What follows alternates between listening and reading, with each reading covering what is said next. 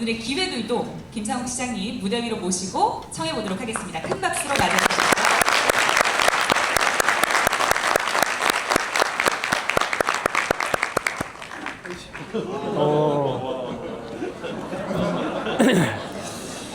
일부러 뛰어왔습니다. 반갑습니다. 김상욱입니다.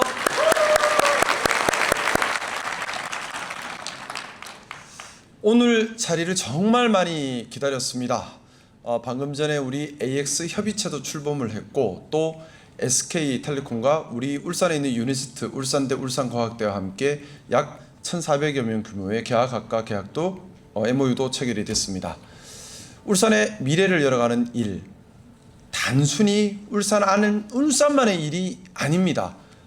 저는 계속해서 강조하고 있습니다. 우리가 면에 갇혀서는 안 된다는 얘기를 강조하고 있습니다. 대한민국이 지금 세계 속에서 반도체 참 잘 나가잖아요. 근데 가만히 보면 모든 분야를 하고 있는 것이 아닙니다. HBM 요거 한 개만 딱 물고 세계에서 독점적으로 경쟁력을 확보하면서 치고 나가고 있는 겁니다. 산업 생태계에서 딱 골목길 하나만 딱 잡고 여기에 집중해 버린 거예요. 우리 울산도 똑같습니다.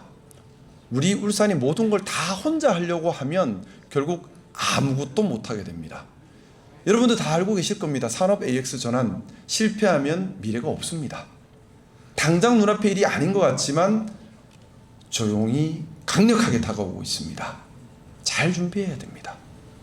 근데 어떻게 하면 잘 준비할까요? 저는 강조드리고 싶습니다. 네트워크의 넥서스 기능으로 우리 울산이 유연해져야 된다는 겁니다. 우리 울산이 다 하려고 하는 것이 아니라 이 생태계에서 꼭 필요한 골목길 분야를 탁 잡아서 이 분야에 집중해서 여기만큼은 대한민국 최고의 경쟁력이 있다 자신 있게 주장하면서 키워내야 되는 겁니다. 저는 그게 우리 AX 실증 단계라고 생각합니다. 기초 AI 분야는 LLM, 거대 언어 모델, 미국, 중국 막 하죠. 우리가 거기 울산이 뭘 하겠다 하기에는 이미 할 수도 없고 너무 큰 판입니다. 기초 AI 분야, 또 다른 도시에서는 이미 십수년부터 애를 쓰고 있는데 울산 아직 한 걸음도 못 댔습니다. 피지컬 AI 분야, 다른 도시가 많이 나가 있는데 우리 울산 사실 이것도 한 걸음도 못 댔습니다. 이걸 다 하려고 하면 아무것도 못 합니다. 우리가 좀 크게 봤으면 좋겠습니다. AX 실증 분야, 여기에 집중해야 됩니다. 자, 이걸 해내려면 역으로 다 품어 안아야 됩니다. 울산의 큰 품으로, 너른 품으로 다 품어 안아야 됩니다. 전남대에서 추진하고 있는 기초 AI 연구 성과, 울산에서 실증하게 해야 하고, 경북대에서 추진하고 있는 피지컬 AI 분야, 울산에서 실증하게 해야 하고, 대기업들이 보안 때문에 배타적으로 문 걸어 잠그고 실험실 안에서 하고 있던 것, 그런 DX 연구자료, 울산에서 실증하게 해야 하고, 판교나 여기저기 흩어져 있는 SLLM 기업들 울산에서 AX 실증하게 해야 하고, 실증의 메카는 울산이다. 그래서 울산에서 실증한 후에 바로 산업 현장에 투입하고 성과를 반영해서 업그레이딩하는 곳 울산이어야 한다. 이렇게 여기에 집중하자는 겁니다. 그래서 오늘 AX 협의체를 출범하면서 LLM 모델 개발 회사죠. 네이버에서도 오시고요. 그리고 AI 데이터 센터 하고 있는 SK에서도 오시고, 그리고 또 기초 AI 분야에 특화되어 있는 전남대에서도 오시고, 피지컬 AI 특화되어 있는 경북대에서도 왔습니다. 또 우리 계약학과 개설하는데 제가 우리 울산의 대학들에 요청을 했습니다. 울산의 인재만 쓸 것이 아니라 교환학생으로 전남대, 경북대 학생들도 같이 쓰자. 이게 손해보는 것이 아니라 판을 키우는 일입니다. 생각해 보세요. 우리 울산이 울산 것만 쓰겠다, 울산 사람만 쓰겠다, 울산 기업만 쓰겠다, 역으로 그러면 중앙에서 지원받기 힘들어집니다. 역으로 그러면 기업들이 나중에는 울산을 버리게 됩니다. 당장 이익 같지만 크게 보면 다 뺏기는 일이 될 수도 있습니다. AI 데이터 센터 지금은 울산이 먼저 하고 있습니다. 지금 40메가와트 어느 정도 건물이 드러났어요. 60메가 지금 진행 중에 있습니다. 합쳐봐야 100메가밖에 안 됩니다. 저는 이거를 곱하기 10배, 곱하기 20배까지 키워야 한다는 생각입니다. 이것 때문에 발빠르게 열심히 움직여 왔고 설득해 왔습니다. 그 첫 번째 가시적 성과가 오늘 자리입니다. 그래서 SK에서 최소 1기가까지 키울 때 필요한 인력 양성에 관해서 협약을 체결한 겁니다. 이어서 근데 우리 울산만 하는 것이 아니에요. 이어서 다른 지역도 AI 데이터 센터들이 들어올 겁니다. 여기는 이제 시작하는 산업입니다. 자, 그러면 우리 청년들이 이 분야의 일을 시작하면 이 분야의 개척자가 되고 리더가 되는 겁니다.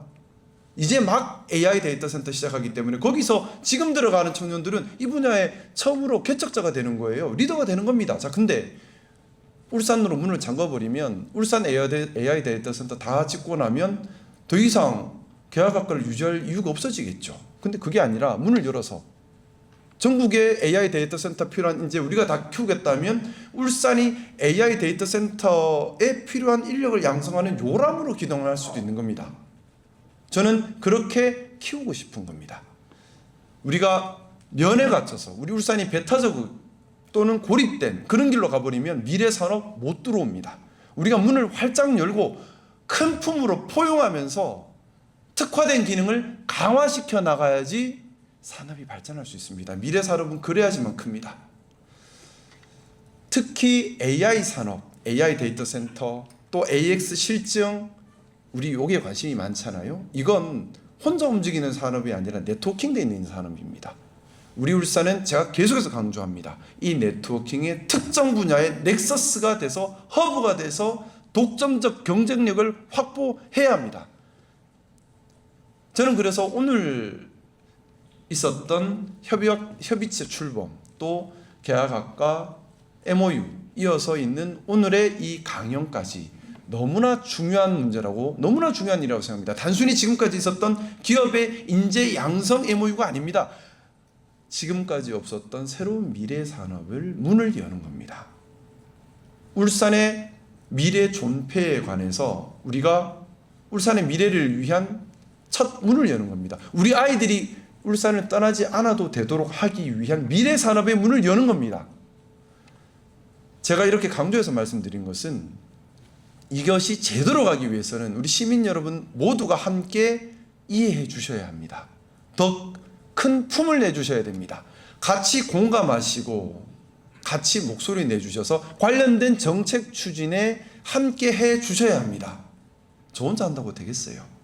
저 혼자 떠든다고 되겠습니까? 그게 아니라 함께 해야 할 수 있습니다. 지금 현재를 보면요, 산업의 AX 전환과 관련해서 기업들은 보안 문제 때문에라도 대학이나 아니면 정부랑 같이 안 하려고 합니다. 근데 기업 입장에서 그러니 부담이 많이 되죠. 비용 오롯이 부담해야 되고. 제가 오늘 그래서 협의체에서 그 제안을 드렸습니다. 현대자동차, 현대중공업, SK 같은 공정이 있을 것이다. 기능별로만 따지면 예를 들어 도장하는 공정은 같이 하고 있으면 도장 공정에 맞는 특화된 SLM 모델 개발은 같이 해도 되는 거잖아요.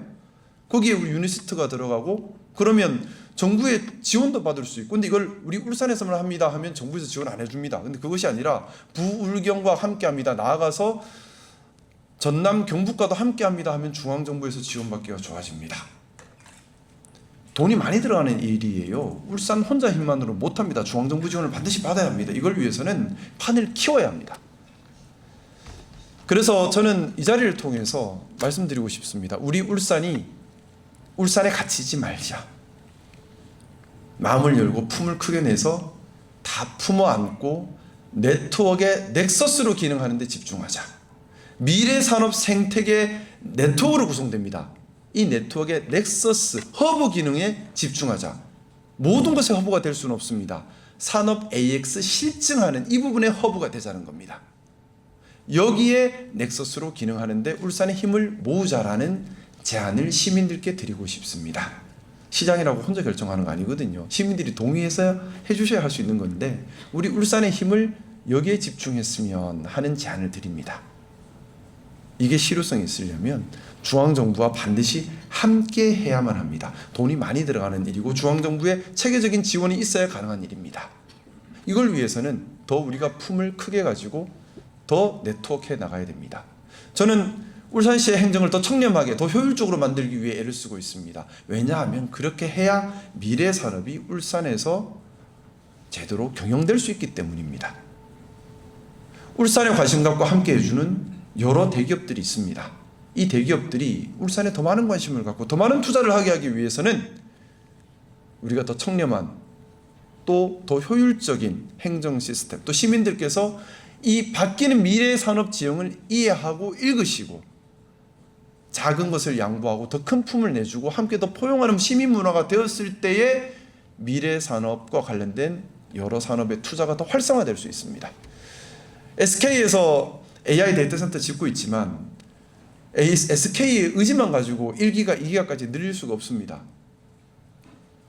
빅테크 기업들이 울산을 선택해 줘야 돼요. 빅테크 클라이언트사들이 SK를 선택하고 또 울산을 선택해 줘야 울산에서 지금 40메가, 60메가 하는 거를 1기가, 2기가까지 늘릴 수 있습니다. 사실 지금 40메가 짓고 있지만 이것도 SK가 짓고 있지만 그 안에 렉 들어가는 것부터는 아마존의 독점적 영역입니다. SK에서 감나라 배나라도 못합니다. 사실 그렇지 않습니까? 부사장님 계시지만. 자, 그러면 우리 울산이 국제도시가 되어야 되는 겁니다. 국제적 기준에 맞아야 되는 겁니다. 그래야지 아마존이든 메타든 투자를 하고 빅테크 클라이언트사들이 오고 그래 SK에서도 추가 투자가 되고 인프라가 만들어집니다. 그래서 저는 제안 드리고 싶습니다. 좀 낯선 개념일 수 있습니다만 우리가 정말 용기 가지고 AX 산업을 선도해 가야 합니다. 자, 제가 말이 길어 죄송합니다. 저의 강연이 아닌데 저보다 만배 천만배 훌륭하신 우리 하정우 수석님을 모시고 싶습니다. 개인적으로는 의형님이시고요. 또 제가 참 좋아하는 분입니다. 그리고 정말 공익심으로 똘똘 뭉쳐 있습니다. 죄송합니다. 저 양반이 돈 벌려면 이거 왜 하고 있겠습니까? 사실 그냥 회사만 다녀도 돈 벌려면 떼돈 벌 뿐입니다. 근데 그 돈 안 벌고 공동체를 위해 뭔가 일을 하겠다고 전국으로 뛰어다닙니다. 돈도 안 받고. 그리고 정말 진심이에요. 그리고 AI의 자타공인 전문가입니다. 우리 하정우 전 수석님을 오늘 협의체 출범하면서 명예 고문으로 모셨습니다. 동의하신 거 맞죠? 제가 강제로 밀어붙였습니다. 발 못 빼게 하려고. 그리고 저는 우리 하정우 수석님을 울산에 꼭 붙들어 매고 싶습니다. 그래서 시민 여러분들께서 동의해 주신다면 명예 시민으로 모시고 앞으로 도망 못 가게 꼭 붙들어 매고 싶은데 어떻습니까? 그럼 추진하겠습니다. 반대하시는 분 지금 손 들어주세요. 네, 반대하시는 분이 한 분도 안 계시니까 하정우 수석님 이제 울산과 함께 하셔야 합니다. 네, 울산의 미래를 우리 시민들과 함께 준비하겠습니다. 차질 없이 착착 준비하겠습니다. 미래 산업 전환 시대입니다. 우리 시민 여러분들 함께 해주시기를 부탁드리고요. 저도 더 열심히 노력하겠습니다. 고맙습니다.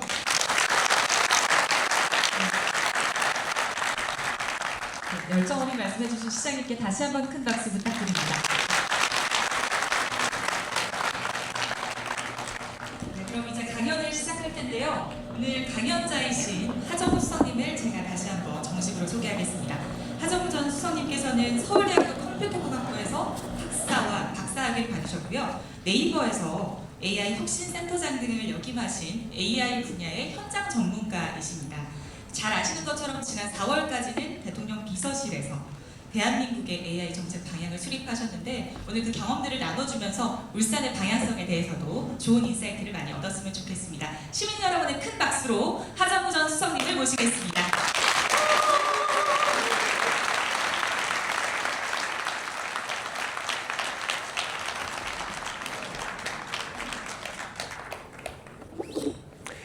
안녕하십니까. 소개받은 좀 전에 울산의 명예시민이 된 하정우라고 합니다. 반갑습니다. 네, 제가 서류상으로는 선거에 출마를 했기 때문에 부산 시민으로 되어 있고요. 근데 또 우리 존경하는 김상욱 시장님 그리고 울산 시민 여러분들의 동의 덕분에 또 영광스럽게 울산 명예시민이 돼서 정말 좋은 것 같습니다. 명예시민이 되면 약간 울산에 있는 관광지 좀 할인 혜택도 되고 하는 건가요? 제가 이렇게 매우 실용적인 사람이라서 그런 걸 먼저 생각을 하게 되는 것 같습니다. 소개받은 것처럼 저는 AI 업계에서 계속 일을 해왔고 경험을 쌓아왔습니다. 그리고 새 정부가 이재명 정부가 출범을 하면서 사실 그 이전 정부에서 AI가 중요한 거에 비해서는 국가 전략이라든가 이런 부분들이 부족한 부분이 있었고, 실제 전 세계가 인공지능이라고 하는 큰 쓰나미와 같은 흐름 속에서 어떻게 국가 경쟁력을 강화할 거냐 이런 측면에서 정부의 전략이 매우 중요한 시점에 또 영광스럽게도 정부에서 불러주셔서 공공을 위해서 헌신할 수 있는 기회를 한 10개월 동안 가졌었습니다. 현재는 사실 좀 쉬고 있으면서 지역의 일을 좀 하고 있는데요. 제가 강연을 대부분은 고사하고 있지만 지방자치단체장분들이 요청을 하시는 경우에 한해서 매우 제한적으로 강연을 하고 있습니다. 그 이유는 그만큼 지역균형 성장, 지역 주도 성장, 지역균형 발전이 우리나라의 성장의 가장 중요한 어떤 방향성이고 현 정부의 가장 중요한 방향성이고 그런 지역 주도 성장에 있어서 기술적인 산업적인 경제적인 중심의 인공지능 그리고 또 인공지능 전환 AX가 있기 때문에 조금이라도 도움이 되고자 하고 있다 이렇게 말씀을 드리고요. 잡혀있는 시간이 질의응답까지 포함하면은 한 4시 반까지로 잡혀 있어서 상당히 여유가 있는 편이라 좀 자세하게 전반적으로 자세하게 설명을 드리면서 진행하려고 합니다. 제목에 보면은 울산의 AX는 대한민국 성장 엔진이고 거기에 대한 리부트 전략이라고 되어 있습니다. 울산의 성장 제도약은 대한민국 성장 엔진의 제도약인 거는 말할 필요가 없을 것 같고 리부트 전략인데 다시 한번 이렇게 도약하기 위한 전략이라는 얘기인데 전략은 맞을 수도 있고 틀릴 수도 있습니다. 하여 제가 말씀드린 여러 가지 것들 중에서 맞는 말 같다라고 생각하시면 잘 이렇게 참고를 해서 추진해 주시면 될 것 같고 좀 잘못된 얘기 같은데 라고 생각이 되시면 그냥 뭐 틀릴 수도 있지 라고 하면서 흘려주시면 될 것 같습니다. 자, 그러면 본격적으로 진행하겠습니다. 제 소개는 넘어가겠습니다. 자, 인공지능이 굉장히 똑똑한 시대에 우리는 살고 있습니다. 특히 프로그래밍 짜는 뭐 코딩이라던가 혹은 수학 분야, 과학 분야에서는 어지간한 박사학위 소지자 혹은 실제 세계에 있는 전문가들 이상으로 뛰어난 능력치를 보여주고 있고 여기 참석하신 분들 중에 나는 챗GPT나 제미나이나 클로드나 뭐 국내에 있는 AI 서비스를 자주 사용한다. 하루에 한두 번씩 이상은 사용하는 것 같다. 손 한번 들어볼까요? 제가 청와대 가기 전까지 강연을 한 2년 동안 1000번 이상을 했는데 청와대를 딱 갔다 오고 나서 바뀐 게 이겁니다. 청와대 가기 전에 이렇게 거의 똑같은 질문을 드리면은 어딜 가도 반 이상이 손들지 않았어요. 이 질문에. 그런데 지금은 80% 이상 손을 듭니다. 그만큼 많은 분들이 이제 인공지능과 함께 살아가고 있다는 얘기고 인공지능과 함께 살아가게 된 계기는 결국 똑똑하고 쓸만해지고 지갑을 열만하게 됐기 때문 아니겠습니까? 갑자기 왜 이렇게 똑똑해졌냐? 인공지능의 역사가 80년이 되어 가는데 지난 75년 동안 뭐 하다가 최근 5년 동안 이렇게 똑똑해졌을까를 한번 반추해 보겠습니다. 첫 번째는 최근의 인공지능의 핵심은 어쨌든 데이터를 활용을 해서 똑똑해진다. 그런데 학습할 데이터의 양 자체가 엄청나게 많이 늘었다는 게 첫 번째인 것 같습니다. 어쨌든 인터넷상에 수많은 글들, 그림들, 영상들 그 안에 지식이라든가 혹은 정보라든가 이런 것들이 많이 담겨 있죠. 그 수많은 데이터들을 긁어다가 인공지능을 공부를 시킬 수 있게 됐습니다. 두 번째는 그렇게 많은 데이터들에게 그렇게 크게 만든 모델들을 굉장히 효율적으로 학습을 시킬 수 있는 하드웨어, 소위 말하는 GPU라고 하는 그런 기술들, 그리고 메모리의 성능, 속도 이런 것들이 좋아지면서 인공지능에다가 그 수많은 천문학적인 데이터를 제대로 공부시키는 걸 가능하게 한 컴퓨팅 파워의 진보가 큰 역할을 했고요. 세 번째 거 같은 경우는 꽤 중요한 건데 인공지능이 글을 쓰던 답을 뱉던 항상 100% 정답을 보장하진 않습니다. 그리고 100% 품질을 만족시키지도 않죠. 여러분들도 챗GPT든 제미나이든 요즘은 성능이 워낙 좋아져서 어지간하면 만족하지만 그 고개를 갸웃갸웃하게 만드는 결과들을 보시죠. 또 어떨 때는 글을 쓰라고 시키면 갑자기 2개를 딱 써주면서 둘 중에 어느 게 좋으세요? 라고 물어보기도 합니다. 그 왜 물어보냐면 저 세 번째 것 때문입니다. 더 좋은 답을 사용자들로부터 정답을 받아내기 위하여. 그런 정보들이 매우 소중한 정보가 됩니다. 인공지능을 더 똑똑하게 만들게 하는데 이름하여 휴먼 피드백이죠. 사용자 피드백을 가지고 계속해서 더 똑똑하게 만드는 강화 학습을 실행을 합니다. 하여 오픈 AI가 됐든 구글이 됐든 이런 생성형 AI를 제공하는 서비스 기업들이 굳이 그 비싼 비용을 들어가면서 공짜 서비스를 하는 이유는 이렇게 소중한 사용자들로부터 어떤 게 더 좋은 글인지 어떤 게 더 맞는 글인지에 대한 정답을 공짜로 얻기 위함이다 라고 보시면 됩니다. 네 번째는 어쨌든 기술이 발전했기 때문이겠죠. AI에 관련된 여러 알고리즘의 발전도 큰 역할을 했다. 이 네 가지가 복합적으로 작용을 했고 사실 그 이면에 굉장히 중요한 게 하나 더 있는데 오픈 커뮤니티, 즉 개방된 연구개발 생태계가 굉장히 큰 역할을 합니다. 이 인공지능의 기술 발전 속도가 뒤장표에서 설명드리겠지만 급진적으로 빨라지게 된 거는 딥러닝이라고 하는 기술이 주류가 되면서부터였고요. 딥러닝 이전에도 수많은 기술들이 있었지만 그때는 사실 이런 개방형 연구개발 생태계가 거의 이루어지지 않았어요. 근데 딥러닝을 주도로 연구를 했던 분들, 학자들은 본인들이 개발한 소스 코드도 다 공개를 하고 본인들이 연구 개발한 논문들도 예전에는 다 돈 내고 다운받아야 했는데 누구나 공짜로 볼 수 있는 아카이브 같은 데다가 전부 다 업로드를 합니다. 그렇게 되면 관심 있는 사람들은 공짜로 논문도 보고 연구 결과도 보고 프로그램도 다운받아서 직접 실행해보고 실행해보니 더 좋은 아이디어가 있으면 거기에 자기 아이디어 얹어서 다시 소스 코드를 업로드하고 리눅스가 굉장히 빠르게 발전해서 유닉스를 집어삼킨 그 메커니즘이 그대로 동작을 하면서 인공지능이 굉장히 빠르게 딥러닝 중심으로 발전을 해와서 사람의 능력치를 능가하는 데 크게 기여를 하게 됩니다. 근데 요즘은 약간 분위기가 바뀌고 있어요. 돈이 되기 시작하니까 걸어 잠그기 시작합니다. 너무 똑똑해져서 국가 경쟁력을 좌우하게 될 정도 되니 나라들이 걸어 잠그기 시작합니다. 다음 넘어볼까요? 네, 알고리즘 부분 조금 더 짚고 넘어가겠습니다. 요거는 상식 같은 개념으로 이해해 주시면 될 것 같은데요. 딥러닝 중심으로 설명을 드리자면 전 세계 기준으로 봤을 때 딥러닝이라고 하는 세 글자를 각인시킨 연구가 2012년에 나옵니다. 딥러닝이라는 개념 자체는 2002년부터 출발합니다만 2012년에 토론토 대학의 제프리 힌튼 교수님, 노벨상을 받으신 그리고 AI계 4대 천왕 중 가장 연세도 많으시고 영향력도 크신 그분의 연구실에서 알렉스 넷이라고 하는 기술이 나오는데 제가 주목을 받은 이유는 첫 번째 저 시절에 사진 속에 물체가 어떤 물체가 있는지 그 물체가 사과인지 귤인지 개인지 고양인지를 푸는 문제가 그때도 되게 유명했고 지금은 많이 깔아앉았죠. 너무 쉬운 문제가 돼버렸으니까요. 그 문제를 풀기 위해서 과거에 쓰던 기법들이 정말 고생을 많이 했는데 어떤 그 장벽을 넘지를 못했어요. 그런데 저 알렉스 넷이라고 하는 저 기술을 쓰니까 갑자기 큰 차이로 확 기존의 기술을 넘어가게 됩니다.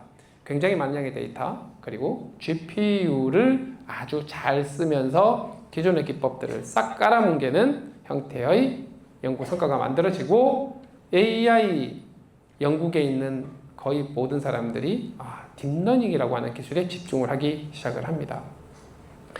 2015년에 처음으로 사람보다 사진 속에 있는 사물을 더 잘 맞추는 AI가 등장을 합니다. 사람을 능가하기 시작한 거예요.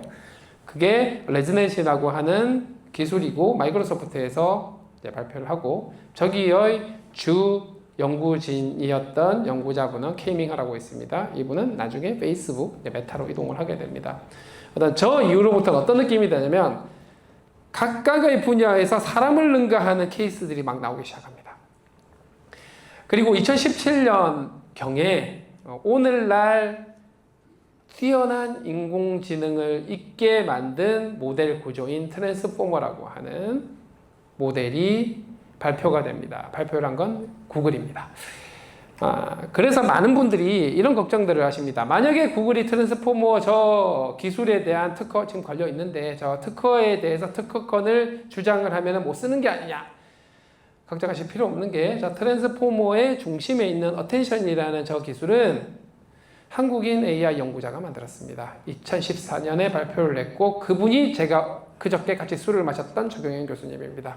그분의 소속은 몬트리올 대학이에요. 그래서 현존 최고의 AI 기술들 개별 핵심 코어들은 다 IP가 파편화되어 있기 때문에 특허 걱정은 좀 사실은 좀 덜 하셔도 된다. 이런 말씀을 드리고요.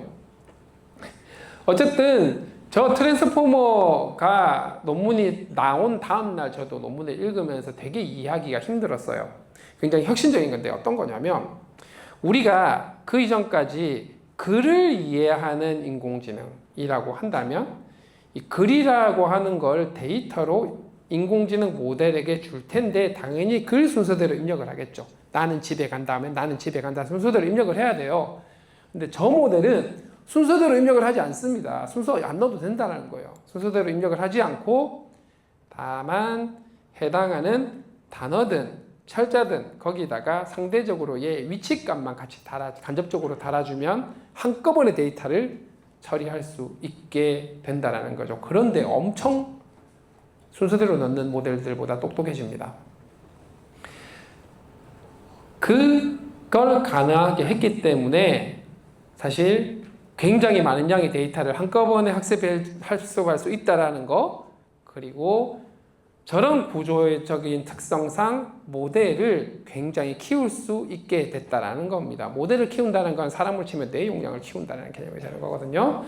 그래서 저희 트랜스포머라고 하는 게 발견이 되면서 오늘날의 AI 혁신이 일어나게 됐다고 보시면 되고, 그러면 저 트랜스포머를 발견한 건 구글인데 왜 오픈 AI가 갑자기 대박을 터뜨렸는가? GPT로. 이유가 있습니다. 구글 같은 경우는 저 트랜스포머 모델을 가지고 키우긴 키우다가 어느 시점에서 중간에 딱 그만뒀어요. 그만두고 이 정도 수준에서 뭐 가성비를 맞춰보자로 끝냈는데, 오픈 AI는 같은 모델을 가지고 실험을 하다가 더 키워봤어요. 스타트업이니까 그걸 해봤겠죠. 그런데 돈이 많이 들어가도 더 키우니까 더 똑똑해지고 그 임기점을 넘으니 사람보다 훨씬 더 뛰어날 가능성을 발견을 하게 됩니다. 그게 2020년에 GPT-3가 그걸 처음으로 보여준 거고, 그때 발견한 법칙. 우리가 인공지능을 공부시킴에 있어서 데이터를 많이 쓰면 많이 쓸수록, 그리고 모델의 크기를 키우면 키울수록, 그래서 합해서 인공지능을 공부시킬 때 연산량을 많이 쓸수록, 왜 연산량이라는 표현을 쓰냐면 적어도 현존 인공지능을 학습하는 방법을 수학적으로 바꾸면 그냥 행렬 곱하기 행렬입니다. 행렬 곱하기 행렬이니까 연산을 하는 거죠. 그리고 행렬 곱하기 행렬을 가장 잘 계산하는 하드웨어가 GPU입니다. CPU는 이 효율이 매우 나빠요. 그래서 그 GPU를 그렇게 비싸게 많이 확보를 하려고 하는 겁니다. 어쨌든 AI를 데이터를 가지고 공부시킨다는 거는 연산을 많이 한다는 뜻이 되고, 그 연산량을 늘리면 늘릴수록 애가 지수함수적으로 똑똑해지더라. 뭐 이런 개념이 되는 거죠. 그걸 일컬어 우리는 규모의 법칙이라고 얘기를 합니다. 그래서 규모의 법칙이 발표가 되고 많은 빅테크들이 그렇다고 한다면, 규모라고 하는 게 결국 돈이거든요. 데이터도 돈, GPU도 돈, 전기도 돈 하면서 자본의 싸움으로 들어가기 시작합니다. 그래서 굉장히 빠른 속도로 미국에 있는 빅테크들 중심으로 똑똑한 모델들이 쫙 발표되기 시작하고, 중국에 있는 기업들도 이에 질세라 한 1, 2년 늦긴 했지만 쫙 따라가기 시작하죠. 그래서 이제는 뭐 똑똑한 인공지능 만드는 것, 공부를 시키는 것은 거의 상향 평준화돼서 쭉 달리고 있는 것 같습니다. 자본의 싸움 형태로 가면서. 근데 문제는 우리가 똑똑한 인공지능을 만드는 데서 끝나면 안 되잖아요. 무슨 연구소도 아니고. 이런 똑똑한 인공지능이 사람의 삶을 어떻게 잘 바꿀 거냐, 혹은 공장으로 들어가서 생산성을 어떻게 높여줄 거냐, 혹은 사람이 정말 풀고 싶은 어려운 난제, 과학의 난제든 수학의 난제든 이런 걸 푸는데 정말 도움이 될까, 뭐 이런 활용이라는 측면에서 혁신을 하나 가져오는 게 챗GPT라고 하는 녀석입니다. GPT-3가 2020년에 나왔을 때 저 같은 AI 연구자들은 경천동지할 정도였어요. 아, 이거 세상 바뀌겠는데? 충격을 받았죠. 그런데 대부분의 일반 시민들은 그게 뭔데? 이럴 수밖에 없었습니다. 첫 번째, 그때 당시 GPT-3는 한국어를 읽지도 못하고 쓰지도 못했습니다. 체감을 할 수가 없었죠. 근데 2022년 챗GPT는 어떤 식이냐면 그냥 홈페이지, 인터넷만 되면 브라우저에 열어서 홈페이지 들어가서 물어봅니다. 그것도 한글로. 물어봤는데 답을 기가 막히게 해주는 거예요. 막 물어보는데 물론 잘못된 정보도 많이 얘기를 했죠. 대표적인 게 세종대왕 맥북 던짐 사건 같은 겁니다. 그죠? 세종대왕 맥북 던짐 사건이 뭐냐 뭐 이렇게 물어보면 원래는 페이퍼가 맥북을 던진 거랑 세종대왕을 섞어서 막 얘기를 하는데 기가 막히게 글을 써줍니다. 그럴듯하게. 그런 한계점이 있긴 했지만 어쨌든 인공지능이 어떻게 이렇게 자연스럽게 글을 쓰고 대화를 할 수 있을까를 전 세계에 있는 인공지능의 기술을 모르는 사람들도 체감을 할 수 있게 된 거죠. 그게 챗GPT 모먼트. 그렇게 되다 보니 비즈니스 모델이 생기기 시작합니다. 이쯤 되면 많은 사람들이 관심을 갖고 쓰기 시작하니까요. 그리고 2022년 11월 달에 챗GPT가 나왔는데 사실 오픈 AI는 이미 GPT-4를 2022년 8월, 9월 정도에 만들어 놨다고 얘기를 해요. GPT-4를 발표를 하면서 처음으로 일반 인공지능이라고 하는 진짜 거의 대부분의 일에서 사람처럼 똑똑하게 뭘 할 수 있는 인공지능. 그 이전까지는 인공지능이라고 하면은 뭐 통역이면 통역, 번역이면 번역, 음성인식이면 음성인식, 혹은 사진에 있는 사물, 판단이면 판단, 분량 있나 없나 이렇게 특정한 일을 사람 대신해서 뭐 자동화를 하거나 도와주거나 였는데 AGI는 그냥 온갖 일을 두루두루 사람 이상으로 잘하는 그런 인공지능이란 말이에요. 그런 인공지능이 등장할 수 있게 됐다라는 확신을 갖게 만든 연구가 GPT-4입니다. 그러면서 자연스럽게 마찬가지 챗GPT와 같은 서비스를 통해서 전 세계 사람들이 실제로 써보고 체험할 수 있게 됐죠. 이제는 사람들이 인공지능이 사람보다 더 똑똑하게 된다에 대해서 의심하는 사람이 별로 없는 것 같습니다. 한번 손 들어볼까요? 아, 인공지능이 사람보다 더 똑똑해질 수 있다 라고 생각하시는 분 손 한번 들어볼게요. 거의 다들 시잖아요. 정확하게 4년 전에 여쭤보면은 10%도 안 돼요. 이게 써보니까 체험이 되는 거잖아요. 그죠? 그리고 그 다음에는 답만 해주는 게 아니라 뭔가 일을 시키면 그 일을 제대로 완수하기 위해서 계획이라는 걸 세웁니다. 사람은 늘 그렇죠. 뭔가 일을 해야 되면 계획을 딱 세워가지고 그 계획을 별로 단계별로 딱딱딱 임무를 완수해 가면서 전체 일을 완수하는 그걸 다 해주는 에이전트가 등장하는 시대에 우리는 살고 있는 거죠. 그래서 단순하게 정보 제공을 넘어서서 사람처럼 실행까지 하는, 계획을 세워서 실행까지 하고 이 실행은 다른 에이전트들과 의사소통까지 하면서 문제를 해결해 나가는 단계까지 발전을 해왔고 우리는 이제 이런 시대에 살고 있습니다. 다 기술의 발전 흐름이라고 보시면 되죠. 점점 사람이 일을 하고 생활을 하는 것에 가깝게 그런 능력들을 보여주는 형태로 발전을 해오고 있죠. 그런 와중에서도 우리가 기억을 해야 될 게 근본적으로 이런 것들이 있다는 말씀을 드립니다. 자, 지금 현재 생성형 AI는 구조적으로 잘못된 정보를 언제든지 뱉어낼 수 있습니다. 과거에 비해서는 상당히 많이 줄긴 했습니다만 여전히 외부의 정보를 활용하지 않고 인공지능 자체의 추론 능력만 가지고 뱉어냈을 때는 잘못된 정보가 있을 가능성이 있다. 그걸 우리는 환각현상 혹은 할루시네이션이라고 표현을 하는데 이걸 항상 알고 계셔야 된다는 거고요. 그러다 보니까 이 AI 서비스를 제공하는 기업들 입장에서는 저 한계를 극복을 하기 위해서 모델 자체를 더 똑똑하게 만드는 것과 함께 그냥 검색 엔진을 이 AI가 활용토록 하게 해줍니다. 이 검색 엔진이라고 하는 게 조직이나 어떤 회사 내부의 자료를 접근해서 가지고 와서 하는 경우도 있지만 웹 검색처럼 아예 인터넷에 있는 정보를 가지고 와서 필요한 답을 가지고 오고 이걸 사용자들에게 제공을 하는 경우도 있죠. 실제로 우리가 쓰는 챗GPT, 제미나이는 다 저렇게 외부에서 검색을 해가지고 필요한 정보를 가지고 온 다음에 보고서도 써주고 답도 해주고 그러면서 출처까지 달아줍니다. 이러면서 할루시네이션 문제를 많이 해소하긴 했는데 여기서도 또 항상 문제가 있을 수 있다는 겁니다. 첫 번째, 검색 엔진의 성능에 좌우됩니다. 오픈AI 거는 요즘은 뭐 쓰는지 잘 모르겠는데 예전에 마이크로소프트 검색 엔진을 썼습니다. 빙 서치라고 얘기를 하죠. 구글 검색 엔진에 비해서 성능에 대해 말이 되게 많습니다.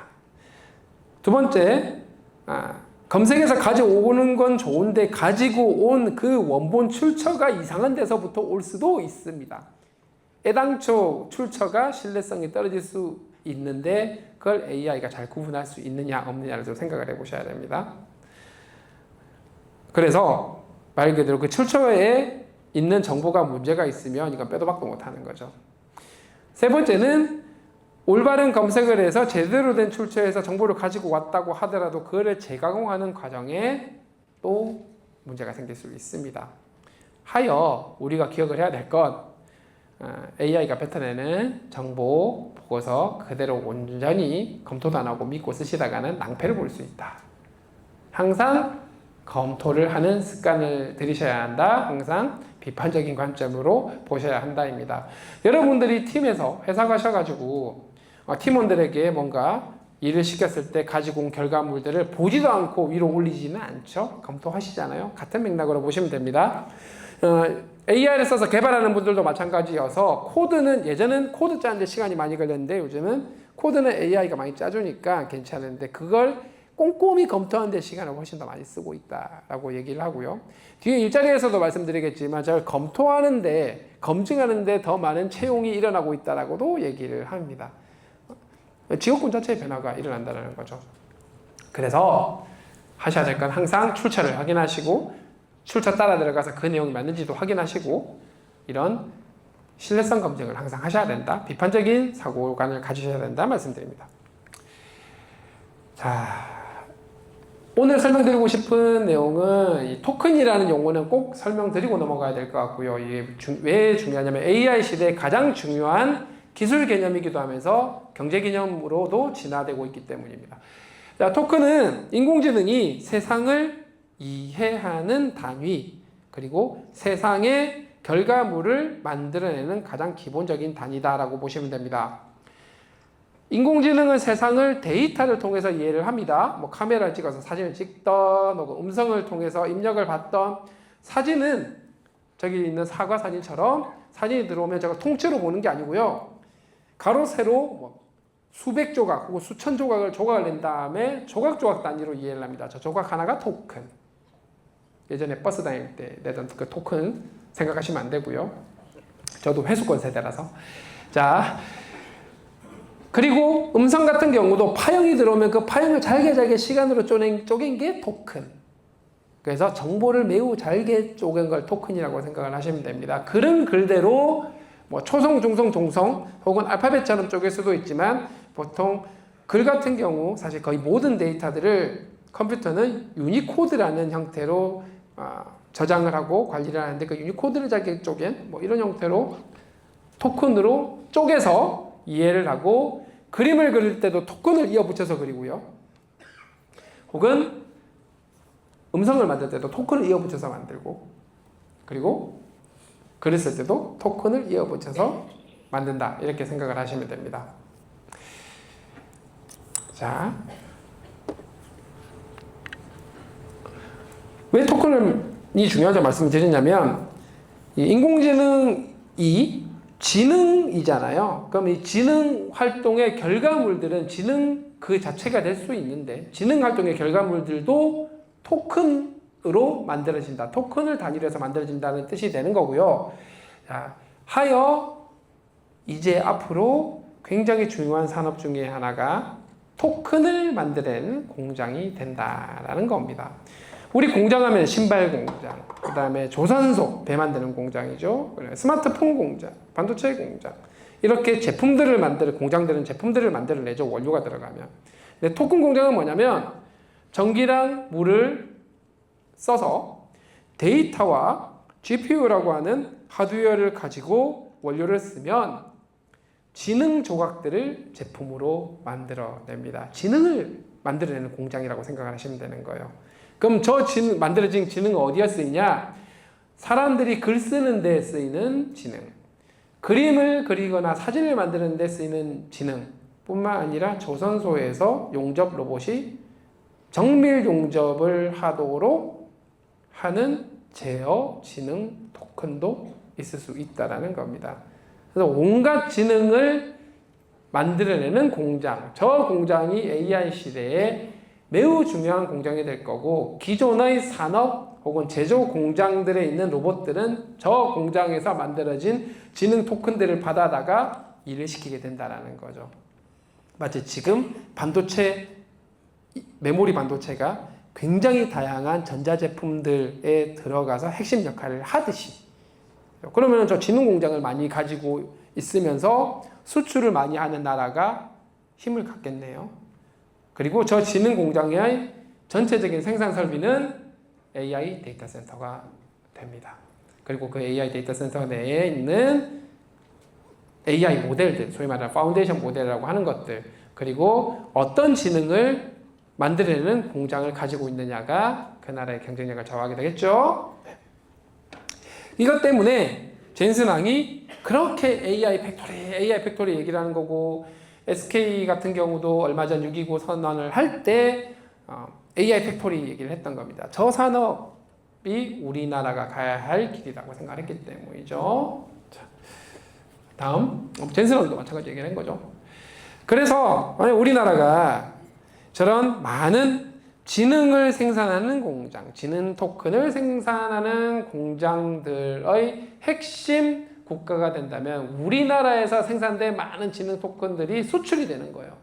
유럽에 있는 공장들 혹은 아세안에 있는 공장들, 그리고 또 아프리카라든가 다른 대륙에서 그 소프트웨어적으로든 디지털적으로든 하드웨어적으로든 많은 영역에서 우리가 만들어서 수출하는 지능들을 쓸 수 있으면 완전히 새로운 수출 상품이 생기는 거고요.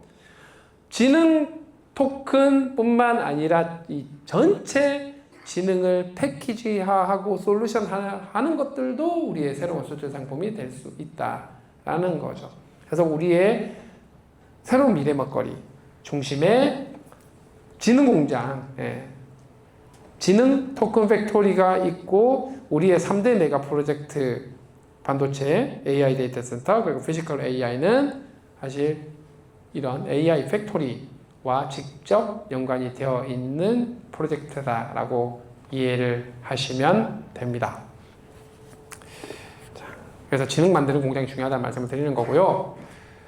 자, 에이전트와 에이전틱 AI는 아까 설명드렸으니까 넘어가야 될 것 같고, 이런 단순하게 답을 하는 AI가 아니라 계획도 세우고 실행도 할 수 있는 AI가 두뇌가 되어서 로봇에 탑재돼서 공장에서 일을 하는 거고, 자동차에 탑재되면 사람 대신에 목적지까지 안전하게 운전을 할 수 있게 되고, 드론에 탑재가 되면 배달 드론이라고 하면은 짐을 쭉 집 앞까지 배달하는 미션도 수행을 할 수 있게 되고, 이런 게 가능해지겠죠. 하여 몸체가 있는 AI. 그래서 기존의 똑똑한 AI가 몸체가 생겨서 실제 물리 세계에서 일을 할 수 있게 되는 AI를 피지컬 AI라고 얘기를 하는데, 우리의 많은 제조 공정들 같은 경우 보면 다 이렇게 사람들이 이렇게 신체적으로 물리적으로 일을 해가면서 많은 어려운 일들이라든가 위험한 일들을 가지고 있지 않습니까? 그런 것들을 사람과 함께 할 수 있는 AI를 피지컬 AI라고 생각하시면 됩니다. 하여 우리가 강점을 갖고 있는 제조 산업을 한 단계 더 도약을 시키려면 이 공장들을 단순 자동화를 넘어서, 사실 자동화라고 하는 거는 룰을 딱 정해놓고 그대로만 하게 되는 거거든요. 근데 우리가 무슨 일을 하든지 간에 항상 예외 사항이 발생을 하고 기대하지 않았던 문제가 발생을 할 수 있을 텐데, 자동화는 여기에 대응이 안 돼요. 만약에 갑자기 정전이 생겼다. 그러면 자동화는 이제 어떻게 할 거냐? 어렵죠. 룰 안에 넣지 않았으면. 근데 지능화가 되면은 여러 가지 예기치 않은 상황에 대해서도 나름대로 머리를 써서 가장 적합한 행동을 로봇들이 하게 된다는 거예요. 혹은 훨씬 더 사람이 주입한 룰보다 훨씬 더 효율적으로도 일을 할 수 있게 되죠. 거기에 대해 사람들과 함께 협업하는 구조로도 할 수 있게 됩니다. 자, 피지컬 AI가 추구하는 것들은 그런 거라고 보시면 됩니다. 사람 대체하는 게 아니고요. 넘어가면 될 것 같고요. 아까 설명드렸던 거. 자, 그래서 이제 우리가 이 시점에서 생각을 해봐야 되는 게 토큰 공장 만들고 그 토큰으로 수출하고 하는 것까지 좋은데 경제학적 관점에서 좀 볼 필요가 있다라는 말씀을 드리는 거죠. 이 토큰이라고 다 같은 토큰일까? 에서부터 출발합니다. 이 토큰이 글 쓰는 데 쓰이는 토큰이 있을 거고요. 그 다음에 그림 그리는 데 쓰이는 토큰이 있을 거고, 어떤 건 산업 현장에서 실제 공정에 뭔가 작업을 하는, 예를 들면은 뭐 조선소에서 엄청 비싼 크루즈선에 용접을 하거나 도장을 하는데 쓰이는 지능 토큰도 있을 수 있고, 자율주행차 운행하는 토큰도 있을 수 있고, 휴머노이드인데 굉장히 위험 지역에서 어떤 사람을 구출하는 지능 행동을 하는 토큰이 있을 수도 있죠. 이 토큰들은 가격이 다 달라요. 비용도 다릅니다. 즉 토큰마다 부가가치가 다 다르다는 얘기예요. 그러면 똑같은 공장에 비슷한 전기와 용수를 넣고 데이터 센터를 만든 다음 그 데이터 센터로 어떤 토큰을 만들 거냐? 똑같은 공장에 신발 공장을 만들 거냐? 아니면 고무 공장을 만들 거냐? 아니면 엄청 비싼 메모리 반도체 공장을 만들 거냐? 의 문제로 귀결되게 됩니다. 어떤 거 만들어야 되겠습니까? 부가가치 높은 공장 만들어야죠, 무조건. 부가가치 높은 지능 토큰 공장을 중심으로 설계를 해야 되는데, 그러면 부가가치 높은 지능 공장이란 어떤 거냐라고 생각해 보면, 그림 그리는 것들은 오픈데이터로 모델들이 많이 공개가 되어 있어요. 전 세계 어디서도 만들 수 있습니다. 인공지능의 능력과 특성을 결정하는 건 기본적으로 데이터인데, 어떤 게 부가가치가 높을 거냐? 애당초 부가가치가 높은 산업의 지능을 만들 수 있는 데이터들 아니겠습니까? 그게 우리나라의 기본적으로 고부가가치 제조 산업들을 많이 가지고 있는 우리나라들의 데이터들이 많이 축적이 되어 있다는 거고, 울산은 기본적으로 그걸 굉장히 많이 가지고 있어요. 조선 자동차, 석유화학 요즘 좀 쉽지 않긴 하지만, 그리고 배터리. 필드에 굉장히 많은 데이터들이 축적이 되어 있고, 그 데이터들을 충분히 잘 학습시킨 파운데이션 모델로 지능 토큰을 팍팍 뱉어내면은 전 세계에서 많은 나라들이 엄청 비싸게 사서 쓸 수밖에 없다라는 거죠. 하여 우리가 가야 될 길은 그냥 부동산 장사하면서 땅 주고 값싼 전기 주면서 빅테크들한테 슬롯 다 내주면서 알아서 쓰게 하는 이런 형태로 가서 될 일이 아니라는 얘기입니다. 그거는 굉장히 낮은 마진에 전기세를 싸게 해준다는 얘기는 그 값싼 전기세만큼 누군가는 전기세를 비싸게 내야 한다는 얘기고, 그 전기세 대부분은 국민들에게 돌아가게 돼요. 그래서 빅테크들이 활용하게 하는 것도 하기는 해야 하는 게 맞고, 하지만 그것만 해서는 우리한테 남는 게 별로 없게 된다는 거죠. 마치 인도에서 면화를 많이 재배한 다음에 그 많은 부가가치들 영국이 다 가져가가지고 인도는 재미 못 보게 되는 형태로 또 갈 수도 있다는 겁니다. 설계 잘못하면. 그래서 우리가 해야 될 일은, 지금 빅테크들 하는 걸 보면은 대부분의 빅테크들이 비슷합니다. 기본 시설을 주면 나머지 것들은 우리가 알아서 할 테니까 너네 신경 쓰지 마. 이건 엔비디아도 다르지 않고. 그래서 당장 급하니까 하긴 하되 우리 자체의 경쟁력 키워야 된다는 얘기입니다. AI 데이터 센터 운영하고 최적화하고 모델 만들고 고부가가치 지능 토큰을 만들기 위한 데이터 축적에 학습하는 거, 이런 것들을 우리가 스스로 할 수 있어야 딜 카드가 된다는 얘기예요. 잘못했다가는 좋은 거는 다 내주고 우리는 마진 별로 안 남는 장사를 하게 될 수도 있다라는 겁니다. 그래서 한 단계 더 생각을 해야 된다는 거예요. 하여 그런 능력을 우리 자체적으로 가지고 있어야 똑같은 데이터 센터라고 하더라도 전력이라든가 컴퓨팅 효율을 높일 수 있는 데이터 센터를 운영해서 전체 비용을 낮추는 것도 우리 또 능력을 키워야 된다는 겁니다. 우리가 똑같은 스마트폰 공장을 만들다고 하더라도 똑같이 100만 원짜리 폰을 파는데 어떤 공장은 원가 비용이 90만 원, 어떤 공장은 원가 비용이 50만 원. 하면 경쟁력 차이가 나겠죠. 그 얘기를 하는 게 중간에 있는 오른쪽 그림입니다. 전력과 컴퓨팅 효율을 높일 수 있는 소프트웨어적인 능력, 하드웨어적인 능력 이런 부분들을 정부가 기업들과 함께 투자해서 키워야 된다는 얘기고요. 왼쪽에 있는 에이전트는 사실 이거 사용자라든가 사용자도 마찬가지고 기업들도 마찬가지고 그리고 요즘은 좀 고민을 해야 되는 건데 이 에이전트 AI라고 하는 건 기본적으로 똑똑한 인공지능 모델 혹은 파운데이션 모델을 사람의 어떤 문제를 푸는데 활용하는 경우인데 기존의 답만 하는 AI랑 좀 다른 건 생각이란 걸 합니다. 추론이란 걸 AI가 해요. 그런데 마지막 답을 주는데 쓰는 토큰보다 생각이란 걸 하는데 쓰는 토큰이 훨씬 더 많아요. 에이전트는. 그런데 이 에이전트가 똑똑하면은 생각이란 걸 하는데 쓰는 토큰 수가 적어져요. 그죠? 근데 저 에이전트가 조금 부족하면은 생각이란 걸 하는데 쓰는 토큰이 훨씬 더 많아져요. 생각하는데 쓰는 토큰도 돈 내야 됩니다. 하여 어떻게 하면 가급적이면 같은 품질의 결과물을 만들 때 토큰을 좀 덜 쓸까 하는 문제도 새로운 최적화의 영역, 새로운 AI 업계의 고민거리가 되는 거죠.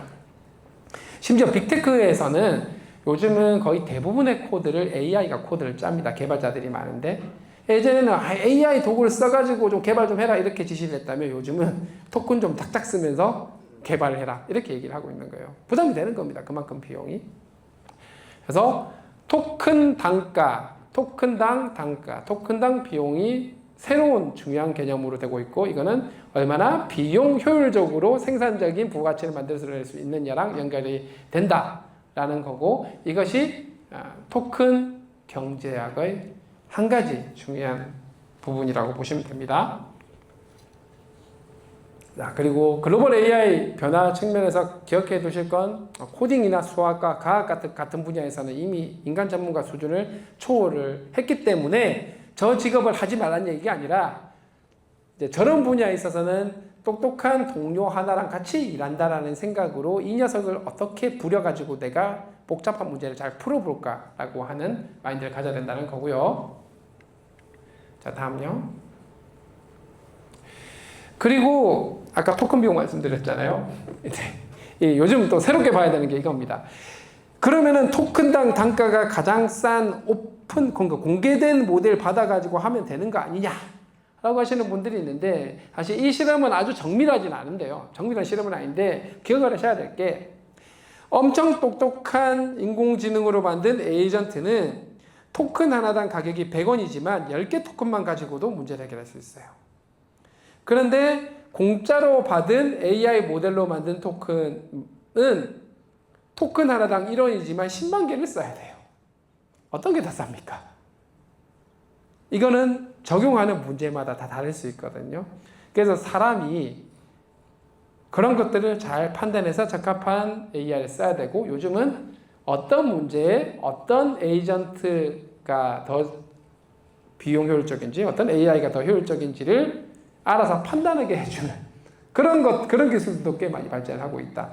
그래서 이 토큰당 비용을 넘어서서 이제는 전체 AI를 도입해서 활용하는 비용이 얼마인지를 계산기를 놓고 돌려서 AX를 해야 된다라는 시대까지 왔어요. 그만큼 이제 더 발전을 해왔다는 얘기입니다. 그래서 무조건 좋은 거 쓰자 이래서 될 것도 아니고 내가 AX를 하고자 하는 분야를 퉁쳐서 할 게 아니라 상당히 세밀하게 쪼개고 거기에 적합한 AI는 무엇이고 그리고 에이전트는 무엇이고 전체 비용은 얼마고 그 비용을 통해서 얻을 수 있는 부가가치는 얼마고 하는 걸 꼼꼼하게 따져보면서 가야지 지속 가능해진다는 얘기입니다. 다음. 그리고 이제 미소스 사례에서 우리가 참고해 볼 게 있습니다. 미소스 5가 엔트로픽에서 발표한 아마 현존 가장 강력한 인공지능 에이전트 모델 정도 될 것 같습니다. 근데 여러 분야에서 굉장히 강력한 능력을 보이지만 특히 사이버 보안 분야에서 취약점 잡아내는데 기가 막힌 거죠. 이 시스템을 개발한 사람조차도 발견하지 못했던 버그만 2,000개를 잡아내는 겁니다. 사람이 있는지도 몰랐던 거를. 그걸 제로데이 취약점이라고 얘기를 하는데. 그래서 미국 정부가 엔트로픽 되게 밑보여가지고 막 이렇게 소위 말해서 막 이렇게 갈구다가 미소스 결과 한번 딱 보고 나서는 우리 얘기 다시 좀 해보자 하면서 막 이렇게 스탠스가 바뀌었죠. 그리고 최근에는 미소스랑 페이블5를 수출 통제를 하게 됩니다. 너무 강력해서 국가 안보에 위협을 줄 수 있다는 이유로. 그리고 최근에 또 그리고 나서 몇 가지 안전 조치를 한 다음에 페이블5라고 하는 페이블5는 미소스 모델 중에 굉장히 민감한 기능들을 좀 제거한 녀석이라고 보시면 됩니다. 그래서 그걸 다시 재공개를 하기도 했어요. 그만큼 강력한 기술, 강력한 무기화가 되다 보니 이제는 국가가 관리하는 전략 기술화가 이미 되기 시작했다라는 겁니다. 정말 똑똑한 AI는. 그래서 미국조차도 이걸 동맹국에게도 잘 공유를 안 하게 되는, 그냥 미국인만 쓸 수 있도록 제안을 했다가 어느 정도 문제 해결하고 난 다음에 풀어주고, 이런 것들이 벌써 시작이 됐다는 거예요. 앞으로 더 똑똑한 모델이라면 또 그렇게 할 거란 얘기죠. 수출 제한 품목으로 이미 인공지능은 흘러가고 있다는 겁니다. 다음.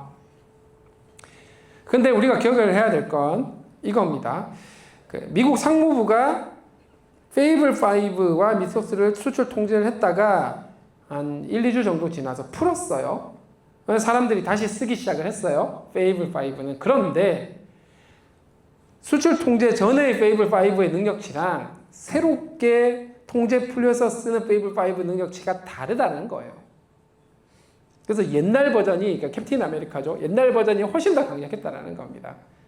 왜 그러냐면 약간 조금만 의심스러운 내용들이 있으면 페이블5라고 하는 강력한 AI 대신에 그 이전 버전이 오프스를 가지고 답을 뱉어내게 만들어버렸거든요. 그래서 언제든지 가장 뛰어난 AI는 우리가 접근 불가능하게 될 수 있다. 이런 시대에 우리는 살고 있다는 겁니다. 이런 기조와 다르게 중국은 우리는 위아더 월드라면서 모델을 막 처음에는 지금 오픈웨이트로 계속 풀다가 엊그저께 그런 얘기가 나왔죠. 이제 중국도 걸어잠그겠다라고 발표를 합니다. 인공지능 분야에서 가장 앞서 나가는 두 나라가 가장 최신의 가장 강력한 모델은 지네들부터 먼저 쓰겠다라고 선언을 해버린 거예요. 중국은 아직까지 확정은 되지 않았지만 언제든지 시행을 할 수 있게 되겠죠. 그러면은 미국만 바라보던 혹은 중국의 오픈소스 AI 모델만 바라보던 전 세계 모든 나라들이 다 큰일 나게 생긴 겁니다. 그럼 우리나라가 이런 기술들, 이런 걸 자체적으로 만들 수 있는 능력이 없으면 그때는 어떻게 할 거냐? 그냥 풀어줄 때까지 기다릴 거냐? 그만큼 기술 격차가 생길 텐데 AI만의 기술 격차를 얘기하는 게 아니에요. AX를 하면 사실상 모든 산업에 AI가 다 들어갈 텐데 모든 산업의 경쟁력이 그냥 1년이 같이 뒤처지게 된다는 얘기입니다. 이거 어떻게 할 건가요? 이제부터는.